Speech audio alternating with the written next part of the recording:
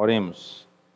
Senhor nosso Deus e Pai querido, muito obrigado, ó Pai, pelo privilégio que nos deu de podermos Te adorar. Pedimos agora, Senhor, pela meditação em Tua Santa Palavra, que o Teu Santo Espírito possa estar agindo na vida de cada um nessa noite, iluminando, dando entendimento e também, ó Pai, quebrantando nossos corações para colocarmos em prática a Tua Palavra, para que assim o Teu nome, ó Pai, seja honrado e glorificado. Nós oramos agradecidos em nome do Teu Filho amado, nosso Senhor e Salvador Jesus Cristo. Amém. Bem, irmãos, hoje nós vamos trazer uma reflexão, como o nosso costume, domingo à noite, é falar sobre temas evangelísticos, para fortalecer a nossa fé na essência do Evangelho e também para ensinar aqueles que estão aprendendo sobre os princípios elementares do Evangelho de Cristo. Nós vamos abrir nossas Bíblias em Gálatas, no capítulo 2, Gálatas, capítulo 2, a partir do versículo 1.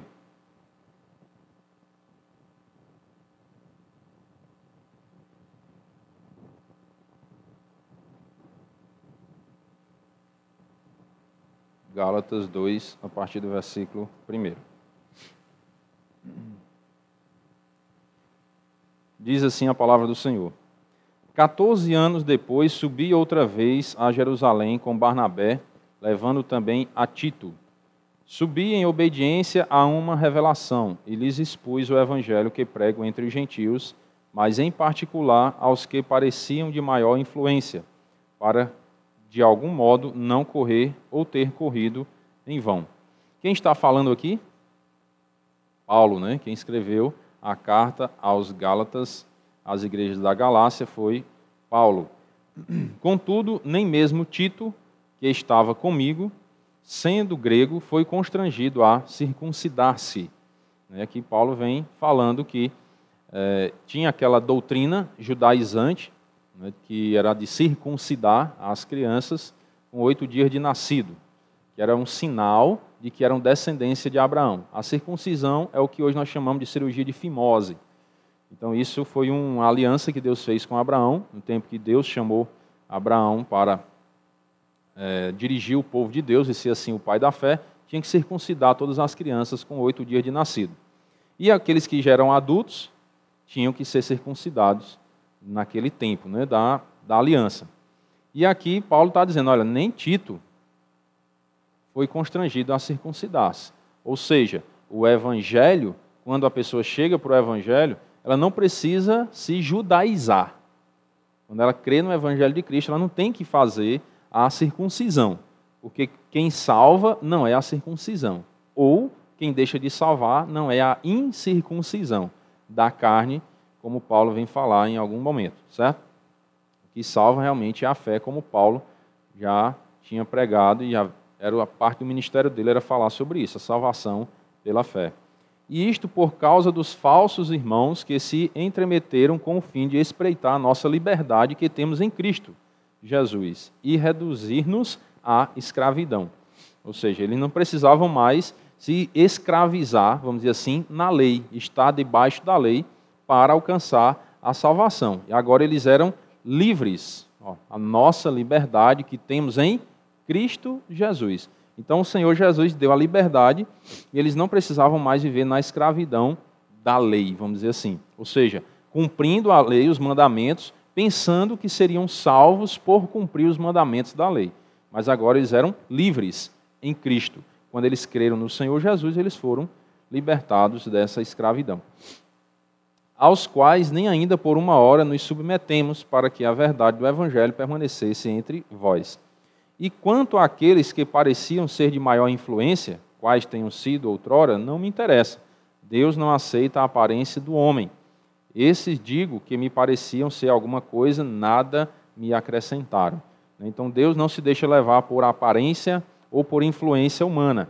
A pessoa não é salva pela sua posição social ou a influência que ele tem na sociedade.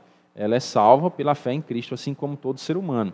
Deus não faz acepção de pessoas e todos precisam passar pelo mesmo critério para alcançar a salvação em Cristo. Seja preto, branco, rico, pobre, gordo, magro, brasileiro, alemão, argentino, seja lá o que for, foi ser humano, se ele quer ser salvo e morar no céu na eternidade, ele precisa passar pelo mesmo critério. Qual é o critério para a salvação? É a fé em Cristo. Se você tem a fé em Cristo, independentemente de qualquer coisa, do que você tenha feito no seu passado, os pecados que tenha cometido, você vai ser salvo pela graça de Deus. Precisa ter a fé em Cristo. Antes, pelo contrário, quando viram que o evangelho da incircuncisão me fora confiado, como a Pedro o da circuncisão, né, como se a ideia aqui é que Paulo foi chamado para pregar aos gentios e Pedro aos judeus, né?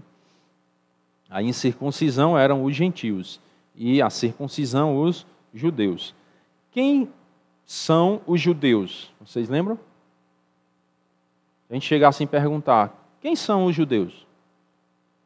Os descendentes de Abraão, Isaac e Jacó, né? E por aí vem na terra de Judá, né? A terra lá de Israel.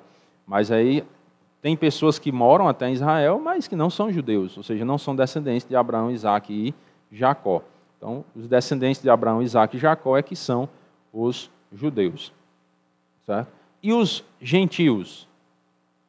São os não judeus, ou seja, os que não são descendentes de Abraão, Isaac e Jacó. Você sabia que aqui no nosso meio pode ter algum judeu e nem sabe? Pode ter. Certo? Porque os judeus, eles foram espalhados pelo mundo inteiro. E existem judeus em toda, podemos dizer assim, em todos os países. Né? E quase que, vamos dizer assim, será que não tem em toda a cidade? Não sei. Mas provavelmente aqui em Mombaça também tem judeus. Né? Ou seja, descendentes de Abraão, Isaac e Jacó. No Brasil, vocês conhecem algum judeu? Não? Silvio Santos. Ele é descendente de judeu. Luciano Huck, já ouviram falar? Também descendente de judeu. Certo? Estou falando só de nomes assim que todo mundo conhece, né? Provavelmente. Mas tem muitos e muitos outros judeus aqui no Brasil. Certo? E você observa que geralmente os judeus eles têm um destaque na sociedade. Por quê? Porque foi um povo que Deus escolheu para, por meio dele, desse povo, o mundo ser abençoado. Vocês sabem quem foi que inventou a anestesia? Quem já tomou anestesia aqui? Alguém já fez cirurgia? Precisou da anestesia, não foi? Você já pensou fazer uma cirurgia sem anestesia? Seria quase que um filme de terror, né? Mas quem inventou a anestesia foi um judeu. E aí por aí você já começa a perceber que a importância do povo judeu para o mundo e tantas outras invenções que eles fizeram. O princípio dessa tecnologia aqui, ó, vem dos judeus, que tanto nos ajuda hoje, né? Também atrapalha se a gente não souber usar, né? Assim como a anestesia também atrapalha se não souber usar. Você pode usar para o mal, né? Como pode usar para o bem. Na verdade, foram criados para o bem. Deus usa aquele povo, dando inteligência a eles, para que eles possam desenvolver coisas para o bem, para ajudar toda a humanidade, né? Aí só um parênteses para a gente entender um pouco a importância do povo judeu. E o povo judeu tem essa importância para o mundo não porque é um povo sem pecado. Pelo contrário, é pecador assim como nós. A diferença do povo judeu foi porque Deus escolheu aquele povo. E aí você consegue perceber o poder de Deus quando Ele quer abençoar alguém. Ele faz e acabou a história, certo? Então Deus escolheu o povo judeu para abençoar ele, e aí deu essa inteligência, essa sabedoria, e eles inventam muitas coisas para o benefício da humanidade, porque Deus quis usar aquele povo. Não é porque era o melhor povo da face da terra, não. Porque Deus quis usar ele, certo? E assim nós podemos entender o quê? Que se Deus, irmãos, nos chama para o Evangelho, Ele quer nos abençoar. E como é que Deus nos chama para o Evangelho?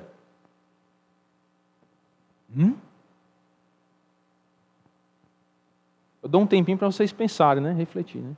Mania de professor, né? A gente fala e dá um silêncio para o aluno pensar, né? Como nós somos chamados para o Evangelho? Por meio de outras pessoas, não é não? Deus usa outras pessoas para nos chamar para o Evangelho. Todos nós que já aceitamos Cristo, um dia fomos convidados por alguém, não foi? Vamos lá na igreja, vamos ouvir aí, né? Ou então, rapaz, eu posso te dar um folheto, você quer ler um folheto? Você aceita um estudo bíblico? Você aceita eu ler um pouco da palavra de Deus para você? E por aí começa. Deus nos chama para o Evangelho para nos abençoar. E Ele usa outras pessoas. Você está aqui na igreja hoje provavelmente porque alguém lhe chamou. Alguém lhe convidou. Um dia, talvez até para outra igreja. E aí você foi, não se identificou, aí começou a procurar, né? Uma igreja e outra, até que um dia encontrou uma que se identificou. Comigo foi assim, né? Começaram a me chamar para uma igreja que não era igreja bíblica, não era igreja batista, né? E eu comecei aí não me identifiquei e tal, e fui numa, fui noutra, e andei no mesmo mundo de igreja, e quando cheguei nas igrejas batistas regulares, e igreja bíblica, aí eu me identifiquei e estou aqui até hoje. Né? Então, assim, Deus usa pessoas. E é interessante que às vezes acontece até assim, a pessoa te chama, ela já está lá na igreja, ela te chama, você vem, se firma, e aquela pessoa se afasta. Já aconteceu isso também, né? Pessoas que me chamaram para ir para a igreja não estão mais assim nos caminhos do Senhor. Infelizmente, né? Não estão fiéis a Deus, não se mantiveram fiéis a Deus. E eu estou na luta, na peleja, né? Não sou o homem fiel, super crente, mas nós estamos na luta cada dia, lutando contra a velha natureza, contra o pecado, para tentar se manter nos caminhos de Deus. E a vida é assim. Então, como é que o Evangelho chega até nós? Como nós nos chegamos ao Evangelho? Por meio de outras pessoas. Deus usa outras pessoas para nos chamar ao Evangelho. Pois aquele que operou eficazmente em Pedro para o apostolado da circuncisão, também operou eficazmente em mim para com os gentios. Agora ele deixa mais claro o que é essa incircuncisão que ele fala no versículo 7. Né? A incircuncisão são os gentios, certo? E automaticamente a circuncisão é o contrário dos gentios, que o contrário dos gentios são os judeus. E quando conheceram a graça que me foi dada, Tiago, Cefas, que era Pedro, né, o apóstolo Pedro, e João, que eram reputados colunas, né, da igreja, colunas, pessoas importantes na igreja, me estenderam a mim e a Barnabé a destra de comunhão, ou seja, nos receberam em comunhão na igreja, a fim de que nós fôssemos para os gentios e eles para os judeus, né, que é a circuncisão. Recomendando-nos somente que nos lembrássemos dos pobres, o que também me esforcei por fazer. Então, Paulo dizendo que recebeu aquele ministério de pregar aos gentios e se esforçou para fazer assim como foi orientado. Quando, porém, Cefas veio a Antioquia, né, Cefas era Pedro, resisti-lhe face a face, porque se tornara repreensível. Ou seja, Pedro agiu de uma forma que não foi muito legal, né? Para a gente entender. Com efeito, antes de chegarem alguns da parte de Tiago, comia com os gentios. Pedro comia com os gentios. Ele tinha comunhão com o povo não judeu, normalmente. Quando, porém, chegaram, afastou-se e, por fim, veio a apartar-se, temendo os da circuncisão, ou seja, temendo os judeus. Então, Pedro estava ali em comunhão com os gentios, normalmente, mas quando Tiago veio, né, então ele ficou com medo, pensando, talvez Tiago vai trazer alguma repreensão lá por parte dos judeus, porque eu estou em comunhão com os gentios, né, e aí se afastou dos gentios, temendo os da circuncisão, ou seja, os judeus. Mas, na verdade, Pedro fez algo que não foi bom. É por isso que, no versículo 11, diz que ele se tornara repreensível.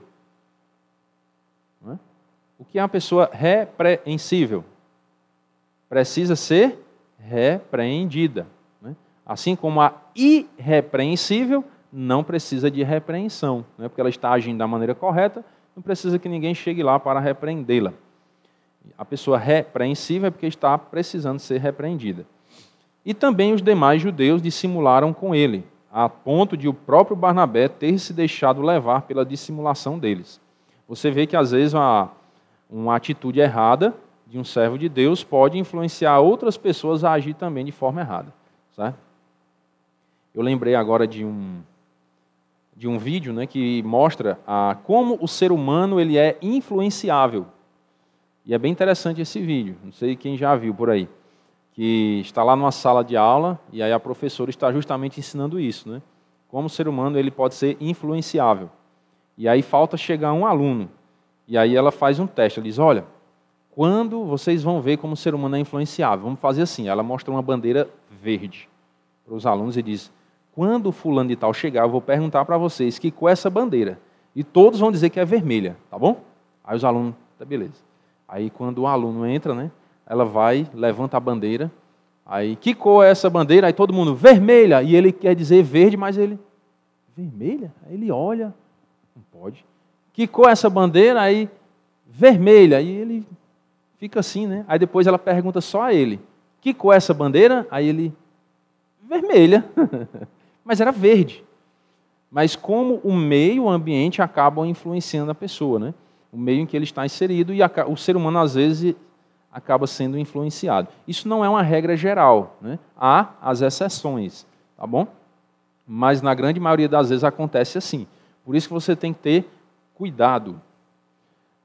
O meio onde você está inserido, as pessoas com quem você convive muito, se elas não estão lhe influenciando para o mal, para fazer o que não agrada a Deus. Então, se você consegue conviver com aquelas pessoas e não ser influenciado negativamente, tudo bem, né?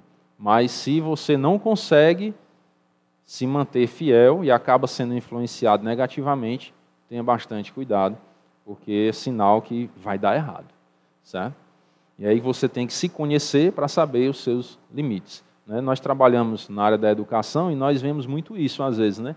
Um aluno, ele quer mostrar para os outros que é uma pessoa popular, né?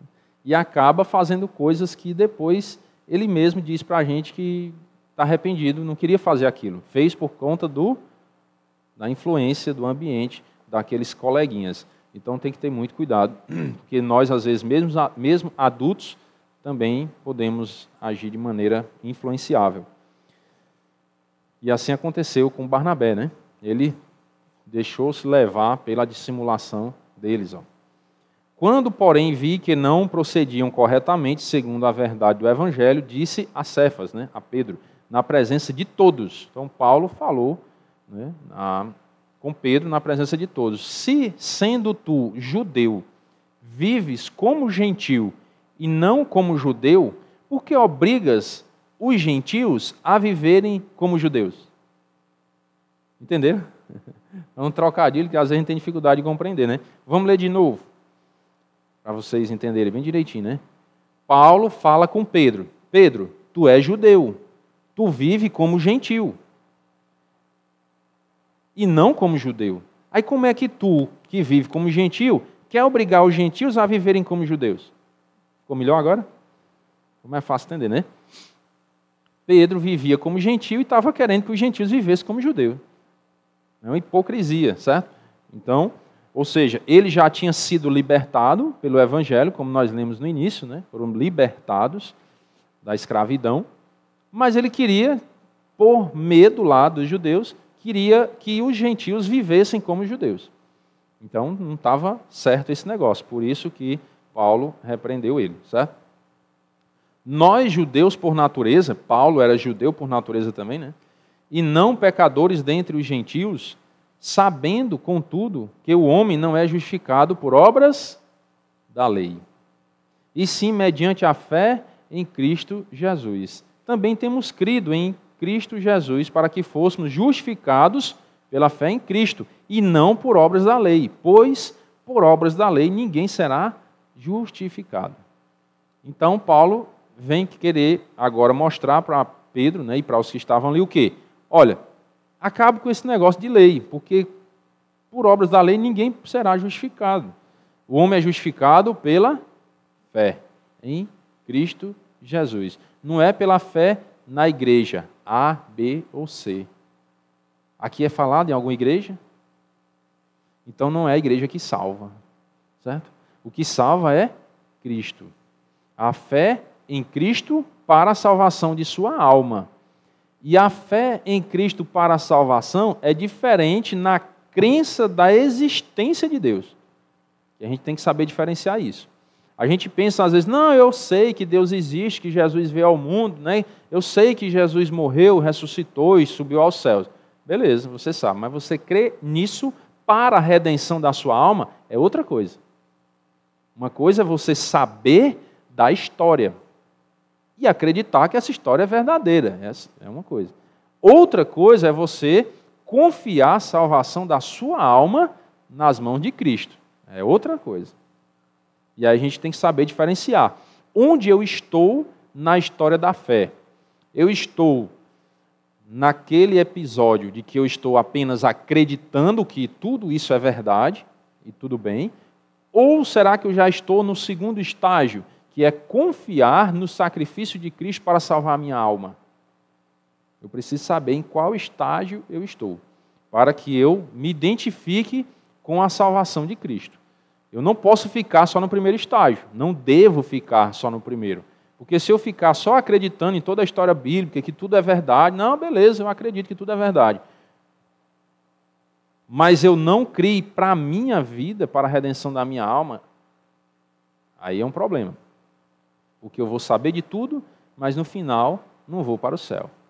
Porque não é só acreditar na história que salva, é acreditar no sacrifício de Cristo, na obra salvadora dele, para redimir os meus pecados, para me levar ao céu. E às vezes a gente fica muito na teoria, né? Irmão, mas eu não estou entendendo bem esse negócio, primeiro estágio, segundo estágio, ficar acreditando na história e crer para a salvação.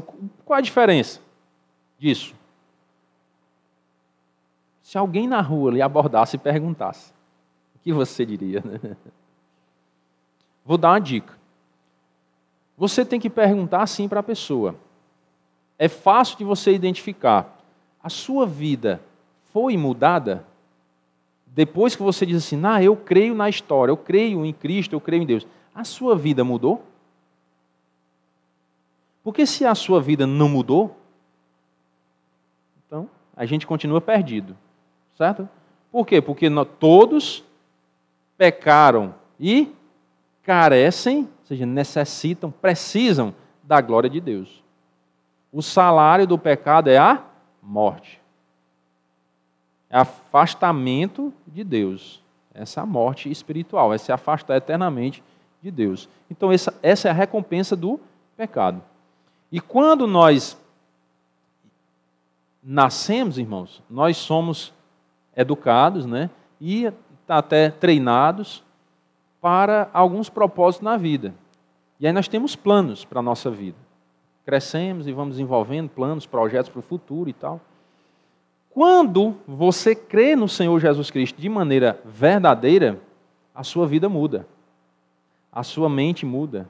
Os seus planos mudam. Os seus projetos para o futuro mudam. Tudo muda. Por quê? Porque você agora é uma nova criatura. Quem lembra do versículo? 2 Coríntios 5, 17. E assim, se alguém está em Cristo, é nova criatura. As coisas antigas já passaram, e eis que se fizeram novas. Você continua sendo um ser humano na mesma casca, que é o corpo. Mas agora você tem um novo ser dentro de você. Porque quando você crê em Cristo, você recebe o Espírito Santo de Deus. Ele vem habitar dentro de você. No momento que você crê no Senhor Jesus, você é selado com o Espírito Santo. Qual o versículo? Pergunta difícil hoje, né? Efésios 2 e...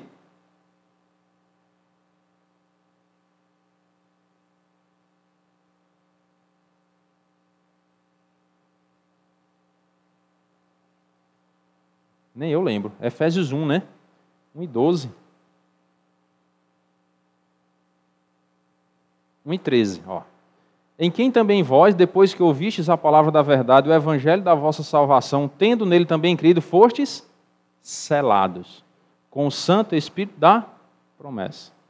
Então, quando você crê no evangelho, crê em Cristo, você é selado com o Espírito Santo. Você é habitado pelo Espírito Santo. Então, como é que você não muda? Como é que você diz assim, não, eu creio em Deus, não creio demais, né? Ave Maria, se não fosse Deus na minha vida, né? Não é? Às vezes a gente escuta muita gente dizendo assim, não, eu creio demais em Deus. Quando a gente vai pregar o evangelho por aí, eu ouvi muito isso, né? Creio demais em Deus. Ave Maria se não fosse Deus na minha vida. Tá certo. Muito bem, né? Não é o nosso tema, nós não vamos falar outra coisa. Mas observe, o que mudou? Porque se você agora é habitado por um ser divino, que é o Santo Espírito de Deus, como é que não muda? Como é que você consegue ser a mesma pessoa?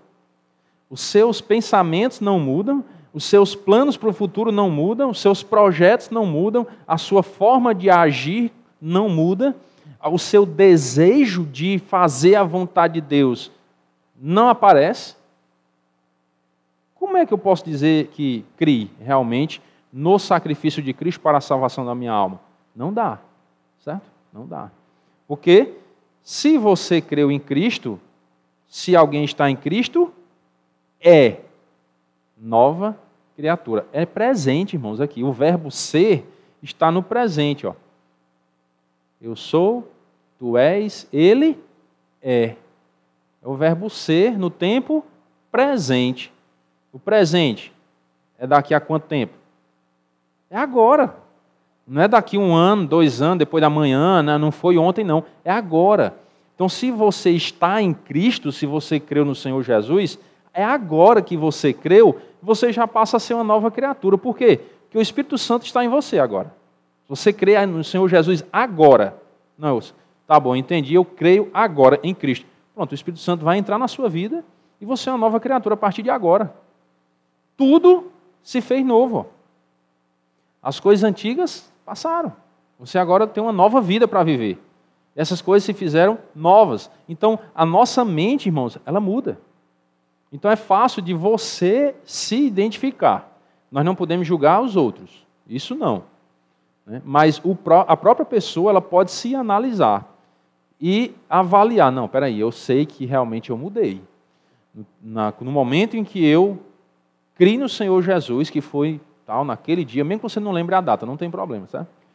Não é pecado não lembrar a data do dia da sua salvação, não, certo? Mesmo que você não lembre, mas você lembra que um dia você disse, eu entrego minha vida a Cristo hoje. E a partir desse dia a minha vida mudou. Então você se identificou com aquela crença no sacrifício de Cristo que nós estávamos estudando, Gálatas 2:16. Sabendo, contudo, que o homem não é justificado por obras da lei. Você entendeu? Eu não sou salvo pela lei. A lei só mostra os meus pecados. Mas sim, sou salvo mediante a fé em Cristo Jesus. Também temos crido em Cristo Jesus para que fôssemos justificados pela fé em Cristo e não por obras da lei. Pois por obras da lei ninguém será justificado. O que significa essa palavra justificado? Ser declarado justo diante de Deus. A palavra justificado é ser declarado justo diante de Deus. Como é que você pode ser justificado, ou seja, declarado justo diante de Deus? É por obras da lei? Não, porque diz que ninguém será justificado por obras da lei. Então, como é que você é justificado? Mediante a fé em Cristo Jesus. É justificado mediante a fé em Cristo Jesus. E eu expliquei anteriormente como é essa fé, né? Você creu em Cristo para a salvação da sua alma e o Espírito Santo veio habitar dentro de você. Como é que você sabe disso? Porque a sua vida foi mudada. Ela foi transformada. Você agora tem uma nova mentalidade. Você pensa novas coisas para o reino de Deus, viu? Coisas que para agradar a Deus. Você luta agora contra o pecado. Você não quer mais pecar, mesmo que peca, porque todos somos pecadores, né? O crente não é uma pessoa que deixou de pecar, não, viu? As pessoas às vezes confundem. Rapaz, o crente é porque ele não peca. Negativo. O crente que disser que não peca é mentiroso, ele já está pecando. Tá bom? Porque todo ser humano peca. Mas no momento em que você entendeu o Evangelho, entregou sua vida a Cristo e agora você é um crente, crente em Cristo, você não quer mais pecar. Você acaba caindo nos pecados. Por fraqueza nossa mesmo, nós acabamos caindo. Mas o que é que nós fazemos? Nós não nos conformamos em viver no pecado. Nós queremos fugir do pecado. Então nós nos arrependemos, confessamos o pecado a Deus e lutamos para não pecar de novo. Essa luta é constante. Todos os dias nós lutamos contra a velha natureza. Porque no momento em que cremos, nós vimos que o Espírito Santo vem habitar em nós, não foi? Beleza. Mas a velha natureza está lá ainda. A velha natureza não saiu. Porque nós somos a velha natureza, né? Nós, em si, somos a velha natureza. Quando cremos, Deus colocou em nós a nova natureza. Mas a velha ainda está lá, que é o nosso corpo corruptível, pecador. Certo? A nossa mente suja ainda está lá. Então nós temos que viver uma luta constante contra essa velha natureza. E aí você vai se identificando com o Evangelho dessa forma, percebendo que a sua mente foi transformada, porque tem essa nova criatura dentro de você, e você não quer mais fazer a vontade do inimigo, você quer fazer a vontade de Deus. E aí você vai se encontrando, né? O rapaz, então eu realmente crio em Cristo, porque eu não quero mais pecar, eu quero a cada dia aprender da Bíblia para fazer a vontade de Deus, e eu não gosto de pecar de jeito nenhum. Quando eu cometo um erro, eu fico em consciência pesada, vou lá, confesso meu pecado a Deus e fico clamando o Senhor para não cometer mais o pecado. Esse é um bom sinal, né? É um bom sinal. E aí, por que nós não podemos julgar os outros? Você sabe o que a outra pessoa está sentindo quando peca? Não. Por isso que nós não podemos julgar ninguém, certo? O que nós podemos fazer é o quê? Oferecer sempre o perdão. Estar sempre disposto a perdoar. É isso que nós devemos fazer. Nós, como crentes, não podemos guardar mágoa de ninguém, não podemos, vamos dizer assim, reter o perdão, né? Nós temos que liberar o perdão, sempre. Porque o Senhor nos perdoou, então Ele nos ensina a perdoar também. Estarmos sempre dispostos a perdoar e sempre dispostos também a nos arrepender quando nós erramos. Versículo 17 diz: mas se procurando ser justificados em Cristo, fomos nós mesmos também achados pecadores. Dá-se-á o caso de ser Cristo ministro do pecado? Certo que não. Então, nós, por exemplo, quando eu digo nós, qualquer ser humano, né? Creu no Senhor Jesus. Ah, irmão, então se creu em Cristo não peca mais. Peca sim, está aí Paulo dizendo. Ó. Se procurando ser justificados em Cristo, fomos nós mesmos também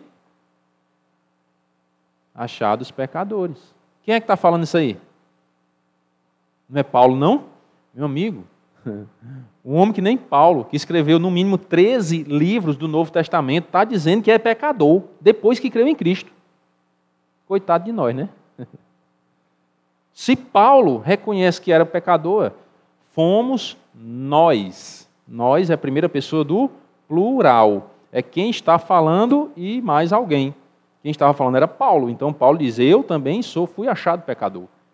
Ó, procurando ser justificado em Cristo, também fui achado pecador. Né? Mas eu creio em Cristo, ainda peco. Então Cristo é ministro do pecado? Não. Deus não está patrocinando o pecado, não. Nós pecamos por culpa nossa. E eu costumo dizer às pessoas, olha, tudo que há de mal em mim é meu. Mas tudo que há de bom em mim não é meu, é de Deus. Certo? Porque nós somos maus, nós somos pecadores. Temos a mente suja, contaminada. Então tudo que há de mal, tudo que nós fazemos de errado, não é culpa de Deus, não. A culpa é nossa. Nós pecamos por causa da nossa própria cobiça. Tiago ensina isso, né? A nossa cobiça, que é o nosso desejo desenfreado. E aí por isso nós pecamos. Mas Deus não quer que nós pequemos. Deus ele quer nos perdoar. E quer que a gente viva livre do pecado. É isso que ele quer. Então Deus não é patrocinador do pecado, não. Certo? Por isso que Paulo diz, certo que não. Quando nós pecamos, o problema é nosso. Então nós temos que nos resolver com Deus. Porque se torno a edificar aquilo que destruí, a mim mesmo me constituo transgressor. Porque eu, mediante a própria lei, morri para a lei, a fim de viver para Deus. Estou crucificado com Cristo. Então, Paulo está ensinando algo aqui muito importante, né? Eu, mediante a própria lei, morri para a lei. Por que Paulo morreu para a lei? Porque Jesus cumpriu toda a lei e morreu foi? Ele cumpriu toda a lei e foi morto para pagar o preço dos nossos pecados. Então nós temos que morrer também para esse mundo, para a velha vida. Por isso que ele diz, eu morri para a lei. Ou seja, eu não dependo mais da lei para ser salvo. Não creio mais nisso. Coisa que muitos de nós cremos assim, né? Um dia cremos dessa forma. Se alguém ainda crê assim, pode ver que a Bíblia fala que não é assim que você vai para o céu, né? Cumprindo a lei. Você cumpre a lei por gratidão à salvação que Deus já te deu. Certo? É por isso que você deve procurar cumprir a lei, por gratidão, não para a salvação. Para a salvação é fé em Cristo. E o maior exemplo na Bíblia que nós vemos, pelo menos na minha visão, que eu entendo, que nos deixa bem claro que não é a lei que salva, quem salva é a fé. O ladrão na cruz, né? Ele só teve tempo de crer em Deus, ele não cumpriu nada da lei, né? Nenhum mandamento da lei ele conseguiu cumprir mais, porque ele já estava sendo crucificado lá, porque era um transgressor da lei. Era um malfeitor. Mas ele se arrependeu dos seus pecados e creu em Cristo. E Jesus disse o que para ele? Hoje estarás comigo no paraíso. O maior exemplo que eu vejo na Bíblia desse cumprimento aqui, desse ensino, né, que Paulo diz que nós somos salvos pela fé somente e não pela lei. Certo? Então, irmãos, nós vamos ficar por aqui entendendo que a salvação é pela fé, é pela graça, e nós entendemos hoje também um pouco de como você identificar. Como é que eu identifico que eu sou uma pessoa salva? Né? Não para a nossa glória, não para a gente sair por aí se gloriando, dizendo, eu sou salvo, quando eu morrer eu vou para o céu. Não, é para cada um entender o seu lugar diante de Deus. Qual é a sua posição hoje diante de Deus? Eu estou naquele grupo de pessoas que ouviu a história bíblica, acredito na história bíblica e pronto, para por aí, minha vida não mudou em nada, eu continuo vivendo segundo o curso desse mundo, sem uma visão espiritual das coisas, ou eu estou no outro grupo de pessoas que ouviu a história bíblica, creu na história bíblica e creu também no sacrifício de Cristo para a redenção da sua alma. E hoje você é uma nova criatura, porque você agora tem uma visão espiritual da vida. Você não vê mais a vida com os mesmos olhos de antes. Você agora vê a vida com olhos espirituais, pensando no céu, se preparando para ir para lá. O que você procura fazer nesse mundo, você procura fazer para agradar a Deus, porque você sabe que Ele é gracioso e enviou o Filho dele ao mundo para lhe dar a salvação. E aí você creu nele e agora você quer viver para Ele. Então, em qual grupo de pessoas você está, né? Então, eu quero que os irmãos, se não tenham entendido nada da mensagem de hoje, saia daqui pelo menos com essa reflexão. Em qual grupo eu estou? Quando você disser isso, a mensagem de hoje falou sobre o quê? Em qual grupo eu estou? Porque aí vai trazer um gatilho de memória para você lembrar dos dois grupos. O grupo que só acredita nas histórias bíblicas e o grupo que realmente crê no sacrifício de Cristo para levar você para o céu. São esses dois grupos. Então lembre disso, em qual grupo eu estou, certo? Para que a gente possa refletir no dia a dia. E se você não está no grupo que vai para o céu, ainda há tempo. Né? Porque se você ainda está vivo, ainda há tempo de você entrar nesse grupo. E quem lhe adiciona não sou eu. Não é a igreja, né? Quem lhe adiciona é Cristo. Você precisa falar com Ele e pedir para Ele lhe adicionar nesse grupo. E aí Ele vai dizer, opa, você crê em mim, então vou lhe adicionar agora. E hoje estarás comigo no paraíso, né? Como Ele disse para o ladrão na cruz, tomara que ninguém morra hoje, né? Essa é a nossa oração. Mas ninguém sabe o dia, né? A gente não sabe o dia. Então nós temos que estar preparados todos os dias para um dia ouvir essa voz graciosa, né? Já pensou a gente ouvir a voz de Cristo? Opa, hoje é o seu dia, hoje estarás comigo no paraíso. É como músicas, né? Nos nossos ouvidos. Já pensou ir para o paraíso com Deus? É fantástico, né? É maravilhoso. E é assim que devemos viver nesse mundo, né? Esperando por esse glorioso dia. Amém? Vamos orar. Senhor, nosso Deus e Pai querido, muito obrigado pela misericórdia do Senhor em nossas vidas. Pedimos perdão, Senhor, por todos os nossos pecados, nossas falhas. Pedimos as Tuas bênçãos, ó Pai, para que a cada dia possamos buscar a Tua presença, a Tua palavra, a Tua vontade, fazer aquilo que Te agrada, que glorifica o Teu nome. Pedimos a cada dia, Senhor Deus, disposição para abandonar o pecado, fugir do pecado para a glória do Senhor, porque o Senhor é digno de toda honra e toda glória. E o Senhor merece, ó Pai, toda a nossa devoção. Pedimos as bênçãos do Senhor, ó Pai, pelo retorno aos nossos lares. Pedimos as Tuas bênçãos, Senhor Deus, pela semana, a vitória sobre o mal e sobre o pecado. Entregamos nossas vidas em Tuas mãos e oramos em nome do Teu Filho amado, nosso Senhor e Salvador Jesus Cristo. Amém. Uma boa noite a todos, irmãos. Que Deus os abençoe.